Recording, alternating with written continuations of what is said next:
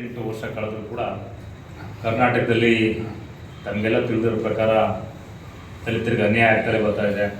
ಸನ್ಮಾನ್ಯ ಬಸವಲಿಂಗಪ್ಪನವರು, K H Ranganath ಸಾಹೇಬರು, ಚಂದ್ರಾಚಯ್ಯನವರು, ವೀರಾಚಯ್ಯನವರು ಅವರೆಲ್ಲರೂ ಕೂಡ ನಮ್ಮ ಸಮುದಾಯದ ಹಿರಿಯ ನಾಯಕರು. ಅವ್ರಿಗೂ ಕೂಡ ಅನೇಕ ಬಾರಿಗಳಲ್ಲಿ ಮುಖ್ಯಮಂತ್ರಿ ಹುದ್ದೆಯನ್ನು ತಪ್ಪಿಸಿದ್ದಾರೆ. ಇತ್ತೀಚಿನ ದಿನಗಳಲ್ಲಿ ತಮಗೆ ಗೊತ್ತಿರೋ ಪ್ರಕಾರ 2013ರಲ್ಲಿ ನಮ್ಮದೇ ಅಂತ ನಾವೆಲ್ಲ ಕೂಡ ದಲಿತರು, ಹಿಂದುಳಿದವರು, ಅಲ್ಪಸಂಖ್ಯಾತರು ಸಂಪೂರ್ಣವಾಗಿ ಕಾಂಗ್ರೆಸ್ಸನ್ನು ಬೆಂಬಲಿಸೋದಕ್ಕೋಸ್ಕರ ಆವಾಗ ರಾಜ್ಯದಲ್ಲಿ ಕಾಂಗ್ರೆಸ್ ಪಕ್ಷ ಅಧಿಕಾರಕ್ಕೆ ಬಂತು. ಹಲವಾರು ಜನರ ಪಿತೂರಿಯಿಂದ ನಮ್ಮೂರನೇ ಒಬ್ಬರನ್ನ ಮುಖ್ಯಮಂತ್ರಿ ಸ್ಥಾನದ ಅಭ್ಯರ್ಥಿಯನ್ನು ಸೋಲಿಸಿ ರಾಜ್ಯದ ಚುಕ್ಕಾಣಿಗಳು 5 ವರ್ಷನೂ ಕೂಡ ನಾವೆಲ್ಲ ಸಮುದಾಯ ಅವರಿಗೆ ಸಹಕಾರವನ್ನು ನೀಡ್ತಾ ಬಂದಿದೆ. ಮತ್ತೆ 8 ವರ್ಷಗಳ ಕಾಲ ಸತತವಾಗಿ ಒಬ್ಬ ಪರಿಶಿಷ್ಟ ಜನಾಂಗದ ಸಮುದಾಯದ ಒಬ್ಬ ನಾಯಕರು ರಾಜ್ಯದಲ್ಲಿ ಅಧ್ಯಕ್ಷರಾಗಿ ಕಾಂಗ್ರೆಸ್ ಪಕ್ಷವನ್ನು ಅಧಿಕಾರಕ್ಕೆ 2 ಬಾರಿ ಅಧಿಕಾರಕ್ಕೆ ತಂದರು. ಈಗ ಮತ್ತೆ ಅನೇಕ ಕಾಂಗ್ರೆಸ್ ಪಕ್ಷ ಸಂಕಷ್ಟದಲ್ಲಿದ್ದಂಥ ಸಂದರ್ಭದಲ್ಲಿ 2023ರಲ್ಲಿ ಎಲ್ಲ ವರ್ಗದ ಜನ ಯಾರು ಒಬ್ಬರಿಂದ ಅಧಿಕಾರಕ್ಕೆ ಬಂದಿಲ್ಲ ರಾಜ್ಯದಲ್ಲಿ ಕಾಂಗ್ರೆಸ್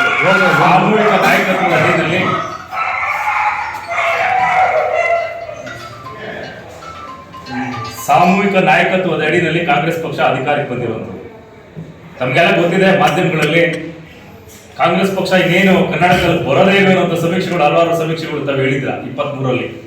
ಆ ಸಂದರ್ಭದಲ್ಲಿ ಸನ್ಮಾನ್ಯ ಡಾಕ್ಟರ್ ಜಿ ಪರಮೇಶ್ವರ್ ಅವರು, ಕೆ ಎಚ್ ಮುನಿಯಪ್ಪನವರು, ಸತೀಶ್ ಜಾರಕಿಹೊಳಿ ಅವರು, ಮಾದೇವಪ್ಪನವರೆಲ್ಲ ಸೇರಿ ಚಿತ್ರದುರ್ಗದಲ್ಲಿ 5 ರಿಂದ 6 ಲಕ್ಷ ಜನ ಸೇರಿಸಿ ಐತಿಹಾಸಿಕ ಆದಂತಹ ಪರಿಶಿಷ್ಟ ಜಾತಿ ಪರಿಶಿಷ್ಟ ವರ್ಗದ ಒಂದು ಸಮಾವೇಶವನ್ನು ಮಾಡಿ ನಾವು ನಿಮ್ಮ ಆಶಯಕ್ಕೆ ಬದ್ಧರಾಗಿರ್ತೇವೆ, ದಲಿತರು ಎಲ್ಲರೂ ಕೂಡ ರಾಜ್ಯದಲ್ಲಿ ಎಡ ಬಲ ಬೋವಿ ಲಂಬಾಣಿ ಅನೇಕ ಸಣ್ಣ ಜಾತಿಗಳು ಕೂಡ ಕಾಂಗ್ರೆಸ್ ಅನ್ನು ಬೆಂಬಲಿಸಿ ನಾವು ಒಳ ಮೀಸಲಾತಿಯನ್ನು ಜಾರಿಗೆ ತಂದಿವೆ, ನಾವು ದಲಿತರ ಅಭಿವೃದ್ಧಿ ಏನಿದೆ ಅದಕ್ಕೆಲ್ಲ ಕಂಕಣಬದ್ಧರಾಗಿರ್ತೀವಿ ಅಂತ ಹೇಳಿ ಒಂದು ಸಮಾವೇಶವನ್ನು ತಗೊಂಡು ಐತಿಹಾಸಿಕ ತೀರ್ಮಾನವನ್ನ ತಗೊಂಡ ಸಂದರ್ಭದಲ್ಲಿ ಇಡೀ ರಾಜ್ಯದ ಜನ ಎಲ್ಲ ದಲಿತ ವರ್ಗದವರು ಕಾಂಗ್ರೆಸ್ ಪಕ್ಷವನ್ನು ಸಂಪೂರ್ಣವಾಗಿ ಬೆಂಬಲಿಸಿದ ಕಾರಣದಿಂದ ನಾವಿವತ್ತು 138 ಸ್ಥಾನಗಳು ಕಾಂಗ್ರೆಸ್ ಪಕ್ಷಕ್ಕೆ ಬರೋದಕ್ಕೆ ಕಾರಣ.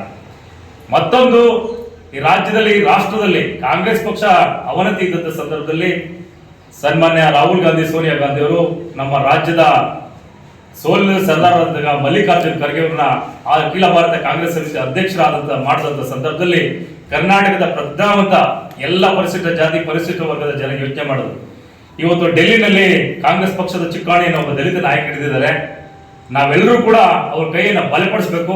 ಈ ರಾಜ್ಯದಲ್ಲಿ ಖರ್ಗೆ ಅವರ ನೇತೃತ್ವದಲ್ಲಿ ಚುನಾವಣೆ ಸಂಪೂರ್ಣವಾಗಿ ಕಾಂಗ್ರೆಸ್ ಪಕ್ಷವನ್ನು ಬೆಂಬಲಿಸಿದ್ರೆ ಖರ್ಗೆ ಅವರ ನಾಯಕತ್ವಕ್ಕೆ ಬೆಲೆ ಸಿಗ್ತದೆ ಅಂತ ಹೇಳಿ ಈ ರಾಜ್ಯದಿಂದಲೇ ಶುರು ಮಾಡಬೇಕು ಅಂತ ಹೇಳಿ ಎಲ್ಲ ಪ್ರಜ್ಞಾವಂತ ಮತದಾರರು ಕೂಡ ಖರ್ಗೆ ಅವರ ನಾಯಕತ್ವ, ಪರಮೇಶ್ವರ ನಾಯಕತ್ವ, ಸತೀಶ್ ಜಾರಕಿಹೊಳಿ ನಾಯಕತ್ವ, ಮುನಿಯಪ್ಪನವರ ನಾಯಕತ್ವವನ್ನ ಮತ್ತೆ ಸತೀಶ್ ಜಾರಕಿಹೊಳಿ ನಾಯಕತ್ವವನ್ನು ಎಲ್ಲ ಒಪ್ಪಿ ಇವತ್ತು ಕಾಂಗ್ರೆಸ್ ಪಕ್ಷಕ್ಕೆ ಸುಮಾರು ಎಲ್ಲ ಕ್ಷೇತ್ರದಲ್ಲೂ ಕೂಡ ಬಹುಮತವನ್ನು ನೀಡಿ ಇವತ್ತು ರಾಜ್ಯದಲ್ಲಿ ನಾವು ಅಧಿಕಾರಕ್ಕೆ ತಂದಿದ್ದೇವೆ ಎಲ್ಲ ಪ್ರಜ್ಞಾವಂತ ಮತದಾರರು. ಇಂಥ ಒಂದು ಸಂದರ್ಭದಲ್ಲಿ ದಲಿತ ಮುಖ್ಯಮಂತ್ರಿ ಚರ್ಚೆ ಮುನ್ನೆಲೆ ಬಂದಿದೆ. ಹಿಂದೆನೂ ಕೂಡ 13 ರಿಂದ 18ರಲ್ಲೂ ಕೂಡ ಬಂದಿತ್ತು, 23ರಲ್ಲೂ ಕೂಡ ಮುಖ್ಯಮಂತ್ರಿ ಆಗುವಂತಹ ಸಂದರ್ಭದಲ್ಲೂ ಕೂಡ ಕೆಲವರು ತಪ್ಪಿಸಿದ್ರು.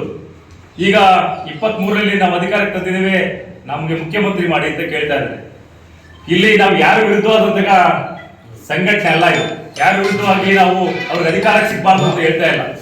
78 ವರ್ಷ ಕಳೆದ್ರು ಕೂಡ ನಮ್ಮದು ಸಮುದಾಯದ ಒಬ್ಬ ನಾಯಕನನ್ನ ಈ ರಾಜ್ಯದ ಅಧಿಕಾರ ಚುಕ್ಕಾಣಿ ಹಿಡಿಯುವಂತ ಸಂದರ್ಭವನ್ನ ನಾವು ಹೈಕಮಾಂಡು, ರಾಜ್ಯದ ಮುಖ್ಯಮಂತ್ರಿಗಳು, ಈಗಿರುವಂತ ಕೆಪಿಸಿಸಿ ಅಧ್ಯಕ್ಷರು ನಮ್ಗೆ ಅವಕಾಶವನ್ನ ಕಲ್ಪಿಸ್ಕೊಳ್ಬೇಕು.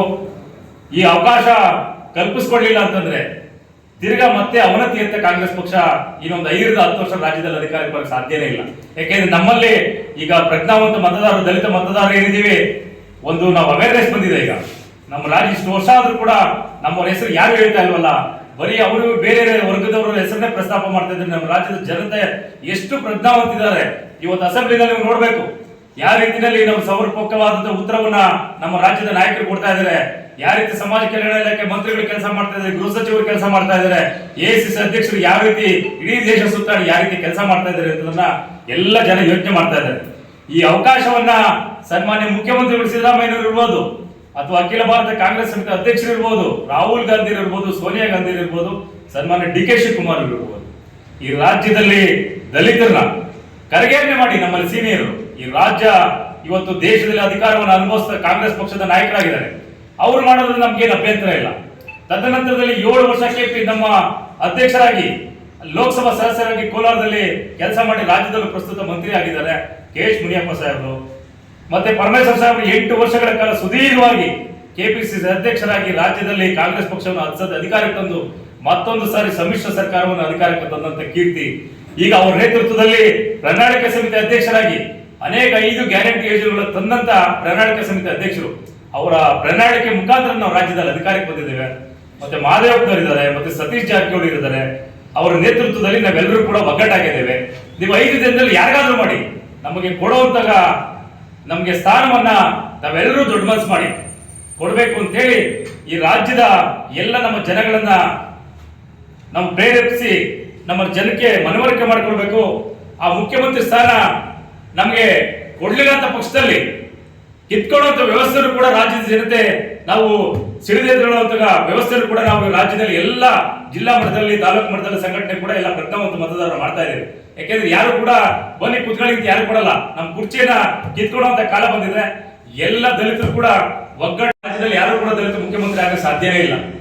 ಆ ಮಟ್ಟದ ನಾಯಕರು ಯಾರು ಕೂಡ ಇಲ್ಲ. ಈ ಅವಕಾಶವನ್ನು ಸದುಪಯೋಗ ಪಡಿಸ್ಕೋಬೇಕು. ನಾವು ಯಾವುದೇ ಕೆಪಿಸಿಸಿ ಅಧ್ಯಕ್ಷರು ರಾಜ್ಯದ ಮುಖ್ಯಮಂತ್ರಿಗಳ ವಿರುದ್ಧ ಇಲ್ಲ. ಅವ್ರಿಗೆ ಇನ್ನೂ ಬಹಳಷ್ಟು ಟೈಮ್ ಇದೆ. 28ಕ್ಕೆ ಮತ್ತೊಂದು ಸಾರಿ ನೀವೇ ಅಧಿಕಾರಕ್ಕೆ ತನ್ನಿ ರಾಜ್ಯದ ಮುಖ್ಯಮಂತ್ರಿಯಾಗಿ. ನಾವು ಯಾವುದು ಕೂಡ ನಮ್ಗೆ ಅಭ್ಯಂತರ ಇಲ್ಲ. ಇಡೀ ರಾಮನಗರ ಜಿಲ್ಲೆಯಲ್ಲೂ ಕೂಡ ಪ್ರಜ್ಞಾವಂತ ಎಲ್ಲ ದಲಿತ ಮತದಾರರು ಹಾಕಿರೋದಕ್ಕೋಸ್ಕರನೇ 4 ಕ್ಷೇತ್ರದಲ್ಲಿ ನಾವು ಕಾಂಗ್ರೆಸ್ ಪಕ್ಷ ಗೆದ್ದಿರೋದು. ನಾವೇನಾದ್ರೂ ದಲಿತರು ಕೈ ಕೊಟ್ರೆ 4 ಸೀಟು ಗೆಲ್ಲಲ್ಲ ಇಲ್ಲಿ. ಆ ಮಟ್ಟದ ಒಗ್ಗಟ್ಟನ್ನ ಸ್ಥಿತಿ ಪ್ರದರ್ಶನ ಮಾಡಿ ರಾಜ್ಯದಲ್ಲಿ ಕಾಂಗ್ರೆಸ್ ಪಕ್ಷವನ್ನು ಅಧಿಕಾರಕ್ಕೆ ತಂದಿದ್ದಾರೆ. ಹೈಕಮಾಂಡ್ ಕೂಡ ಯೋಚನೆ ಮಾಡಬೇಕು. ರಾಜ್ಯದ ಸನ್ಮಾನ್ಯ ಮುಖ್ಯಮಂತ್ರಿಗಳು ಇಳಿಯುವಂತ ಸಂದರ್ಭ ಬಂದಾಗ ಮುಂದುವರೆದಕ್ಕೆ ನಮ್ಗೆ ಅಭ್ಯಂತರ ಇಲ್ಲ. 5 ವರ್ಷ ಅವರೇ ಇಲ್ಲಿ ಇಳಿಯುವಂತ ಸಂದರ್ಭ ಬಂದಾಗ ದಲಿತ ನಾಯಕರ ಹೆಸರನ್ನ ಹೇಳಿಲ್ಲ ಅಂತಂದ್ರೆ ರಾಜ್ಯದ ಜನತೆ ದಲಿತ ನಾಯಕರು ಯಾರು ಕೂಡ ಸುಮ್ಮನೆ ನಿಮ್ಮನ್ನು ಬಿಡೋದಿಲ್ಲ. ಆದ್ರೆ ಬೀದಿಗಿಳಿತಾರೆ. ರಾಜ್ಯ ತಾಲೂಕು ಜಿಲ್ಲಾ ಮಟ್ಟದಲ್ಲಿ ಹೋರಾಟವನ್ನು ಮಾಡ್ತೇವೆ. ವಿಧಾನಸಭೆಗೂ ಕೂಡ ಮುಖ್ಯ ಹಾಕುವಂತ ಕೆಲಸವನ್ನ ನಾವು ಮಾಡ್ತೇವೆ. ಕಾಂಗ್ರೆಸ್ ಪಕ್ಷವನ್ನ ಕ್ಷಮಿಸುವಂತ ಮಾತೇ ಇಲ್ಲ. ಯಾಕೆಂತಂದ್ರೆ ಎಷ್ಟು ದಿನ ಅನ್ಯಾಯ ಸಹಿಸ್ಕೊಂಡ್ಬರ್ತಾರೆ. ಕಾಂಗ್ರೆಸ್ ಪಕ್ಷದ ದಲಿತರಿಗೆ ಅನ್ಯಾಯ ಆಯ್ತಲೇ ಇದೆ. ದಯಮಾಡಿ ಕಾಂಗ್ರೆಸ್ ಪಕ್ಷದ ಹೈಕಮಾಂಡ್, ರಾಜ್ಯದ ಮುಖ್ಯಮಂತ್ರಿಗಳು, AICC ಅಧ್ಯಕ್ಷರು, ಕರ್ನಾಟಕದ 138 ಜನ ಎಲ್ಲ ಶಾಸಕರು, KPCC ಅಧ್ಯಕ್ಷರು, ಉಪಮುಖ್ಯಮಂತ್ರಿಗಳು ಎಲ್ಲರೂ ಸೇರಿ ಈ ಒಂದು ಸುವರ್ಣಾವಕಾಶವನ್ನ ದಲಿತರಿಗೆ ಒಬ್ಬ ಮುಖ್ಯಮಂತ್ರಿ ಮಾಡುವಂತ ಅವಕಾಶವನ್ನ ತಾವೆಲ್ಲ ಕಲ್ಪಿಸ್ಕೊಡ್ಬೇಕು. ಕಾಂಗ್ರೆಸ್ ಪಕ್ಷ ಯಾವತ್ತೂ ಕೂಡ ದಲಿತರು, ಹಿಂದುಳಿದ ಅಲ್ಪಸಂಖ್ಯಾತರ ಪರವಾಗಿದೆ ಅನ್ನೋದನ್ನ ನಾವು ತೋರಿಸ್ಕೊಡ್ಬೇಕು. ಅದು ಇಡೀ ದೇಶಕ್ಕೆ ರಾಜ್ಯದಿಂದಲೇ ಒಂದು ಬಲವಾದಂತಹ ಮೆಸೇಜ್ ಸಂದೇಶವನ್ನು ಹೋಗ್ಬೇಕಂತ ತಾವೆಲ್ಲ ಕೂಡ ಅವಕಾಶವನ್ನು ಮಾಡಿಕೊಡ್ಬೇಕು ಅಂತೇಳಿ ಈ ಸಂದರ್ಭದಲ್ಲಿ ಮಾಗಡಿ ತಾಲೂಕಿನ ಎಲ್ಲ ದಲಿತ ಸಂಘಟನೆಗಳ ಪರವಾಗಿ ನಾವು ಒತ್ತಾಯ ಮಾಡ್ತಾ ಇದ್ದೇವೆ. ಮಾಗಡಿ ತಾಲೂಕು ಒಂದೇ ಅಲ್ಲ, ಎಲ್ಲ ನಮ್ಮ ರಾಜ್ಯದ ದಲಿತ ನಾಯಕರುಗಳು ಎಲ್ಲ ಭಿನ್ನಾಭಿಪ್ರಾಯಗಳನ್ನ ಮತ್ತು ಎಲ್ಲ ಜಿಲ್ಲೆ ತಾಲೂಕು ಮಟ್ಟಗಳಲ್ಲಿ ನಾವು ಈ ದಲಿತರ ಒಂದು ಹೋರಾಟಕ್ಕೆ ಕರೆಯನ್ನು ಕೊಡ್ತಾ ಇದ್ದಾರೆ. ಎಲ್ಲರೂ ಕೂಡ ಒಗ್ಗಟ್ಟಾಗ್ತಾ ಇದ್ದಾರೆ. ಈ ಒಂದು ಅವಕಾಶವನ್ನು ಸದುಪಯೋಗ ಪಡಿಸ್ಕೋಬೇಕು ಅಂತೇಳಿ ಎಲ್ಲ ಜಿಲ್ಲೆಗಳಲ್ಲೂ ಕೂಡ ಒಂದು ಸೈದ್ಧಾಂತಿಕ ನಿಲುವನ್ನು ನಾವೆಲ್ಲ ಇಟ್ಕೊಂಡಿದ್ದೀವಿ. ನಮ್ಮಲ್ಲಿ ಯಾವುದೇ ಅವ್ಯವಸ್ಥೆಗಳಿಲ್ಲ. ನಾವೆಲ್ಲರೂ ಕೂಡ ಒಗ್ಗಟ್ಟಾಗಿದ್ದೇವೆ.